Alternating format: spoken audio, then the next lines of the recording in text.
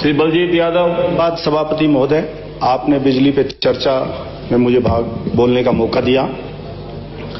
सभापति महोदय, मैं आपके माध्यम से इस सदन में ये बात कहना चाहता हूं।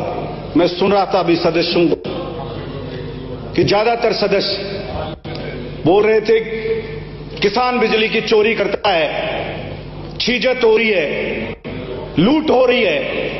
मैं कहना चाहता हूं इस सदन में 48 डिग्री टेम्परेचर में पत्थर तोड़कर बेटों का पेट भरने वाला मजदूर जानबूझ के चोर नहीं होता। हाथ कपाने वाली सर्दी में पूरी रात मेहनत करके पेट भरने वाला होता है। इस बात में कोई चर्चा नहीं करा कि मजबूर क्यों है वो चोरी करने को। बातें हो रही है बड़ी बड़ी, उद्योग लगाओ, उद्योगपतियों को लाके उद्योग लगाओ। हमारे प्राइम मिनिस्टर जाते हैं, दर दर घूमते हैं झोली फैलाते हुए। मैं कहना चाहता हूं बंद करो ये उद्योग।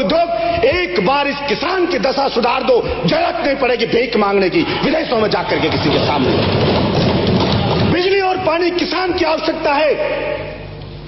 मैंने देखा है किसान को रोते हुए मेरे विधानसभा में कि बिजली का बिल आ गया। वो गरीब किसान बेटे को कोचिंग कराना चाहता है, पढ़ाना चाहता है इस स्वप्न के साथ कि मेरा बेटा पढ़ लिख करके ऊंचे मुकाम पे पहुंचेगा और इस गरीबी की बेड़ियों ने मुझे जो जकड़ लिया है उनसे मुझे आजाद करेगा मेरा बेटा। लेकिन उसी वक्त बिजली का बिल आ जाता है। पहले 2 महीने में आता था, अब हर महीने आने लग गया। बिजली का बिल जमा कराए, जब बच्चे की कोचिंग की फीस जमा कराए, वो जब वो कोचिंग की फीस दे देता है तो उसका कनेक्शन कट कर दिया जाता है। वो गिड़गिड़ाता है, मेरा कनेक्शन मत काटो सर, मैं जमा करा दूंगा, मुझे मौका दो, मेरी फसल कट के आने वाली है। लेकिन सभापति महोदय, मैं मंत्री जी को बताना चाहता हूं, उसका बेरहमी से भ्रष्ट बिजली विभाग के अधिकारी जाकर के कनेक्शन काट देते हैं और अगर उनकी संपत्ति की जांच की जाए तो करोड़ों के मालिक मिलेंगे। सभापति महोदय, मैं आपके माध्यम से बताना चाहता हूं, लेकिन उसमें रहम नहीं किया जाता, उसका काट दिया जाता है। और सभापति महोदय, मैं इतने अनेक उदाहरण जानता हूं मेरी विधानसभा में, लाखों रुपए की चोरी करते हैं महीने की उद्योगपति, उनकी कोई भी सीआर नहीं काटता है, कोई उनका कनेक्शन नहीं काटता है, लेकिन उस गरीब मजदूर किसान के साथ ऐसा दोहरा व्यवहार किया जाता है। मैं सिर्फ इतना कहना चाहता हूं मंत्री जी को, हम आपके साथ हैं। आप मुख्यमंत्री जी से बात करें और केंद्र सरकार से भी बात करें। अरे जब उद्योगपतियों का करोड़ों का ऋण माफ हो सकता है तो आपके जो बिजली कंपनियां ये घाटे में, मैं मानता हूं उनका घाटा पूरा करना, तो जब उनका ऋण माफ हो सकता है तो इन बिजली कंपनियों का सरकार क्यों नहीं माफ कर सकती। केंद्र सरकार भी मदद करे और राज्य सरकार भी मदद करे। ये VCR रूपी डायन, ये किसानों के मजदूरों के पीछे मत छोड़ो, उनका गला मत दबाओ, उनका इसको छोड़ छोड़ के जा रहे हैं। हम तो 50-50 हजार की काट के आ रहे हैं। सभापति महोदय, बिजली का बिल ड्यू रह गया, कनेक्शन कट गया, लाइट जलाने को चला लिया, 50 हजार की VCR काट गई। वो बेचारा 50 हजार कभी दे नहीं सकता, ईमानदार कभी बन नहीं सकता। इसलिए ऐसी कोई स्कीम लाई जाए कि अगर किसी का बिजली का बिल बकाया है तो उस बकाये बिल में उसको छूट दी जाए और उस आदमी को वापस बेचारे को ईमानदारी से बिल वो भर सके, इस स्थिति में लाया जाए। जब सभापति महोदय किसी व्यक्ति के पास जेब के अंदर 5 रुपए और आप उससे कहते हो कि मुझे 500 रुपए चाहिए, फिर चाहे आप उसको पीट लो, मार लो, कूट लो, फांसी पे लटका दो, वो नहीं दे सकता क्योंकि उसके पास है ही नहीं। तो ये राजस्थान के किसान की हालत है।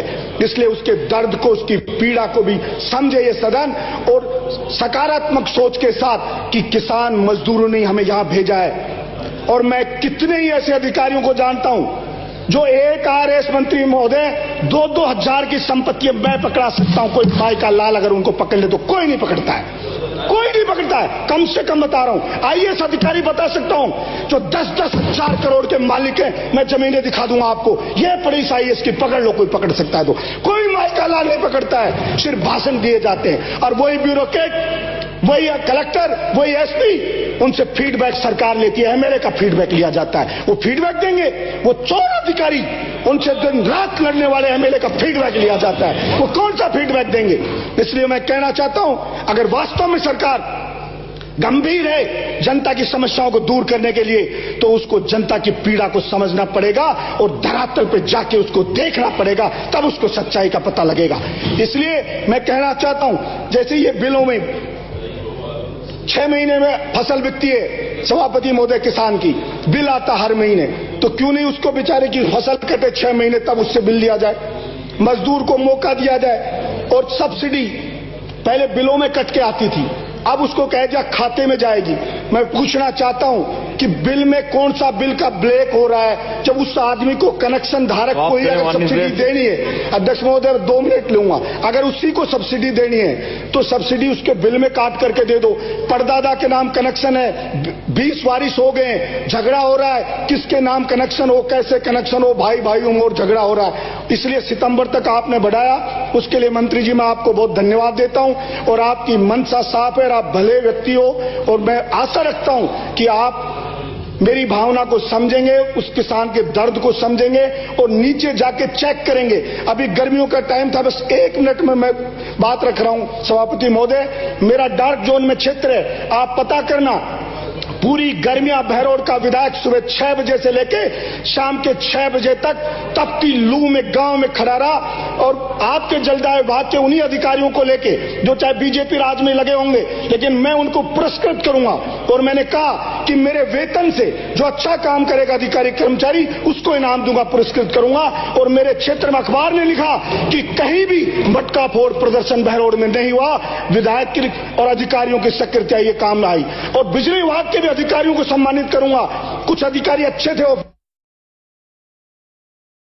वोल्टेज की समस्या नहीं आई, उन्होंने समय रहते ठीक किया, मैंने कहा। लेकिन कुछ निकम्मे अधिकारी होते हैं, उनको ये गुमान होता कि हमारी ऊंची पहुंच है, हमें कोई नहीं हटा सकता, वो लोग गड़बड़ी करते हैं। इसलिए आप इस ओर ध्यान देंगे, ये मैं आशा रखता हूं। और मैं पूरा आपको ये विश्वास दिलाता हूं कि हमारी ओर से, मेरी ओर से पूर्ण रूप से आपको सहयोग रहेगा। मेरे क्षेत्र में 11,000 33,000 की लाइनें वो बाड़े के ऊपर से जा रहे हैं, अनेक पशु मर चुके, अभी भैंस मर गई,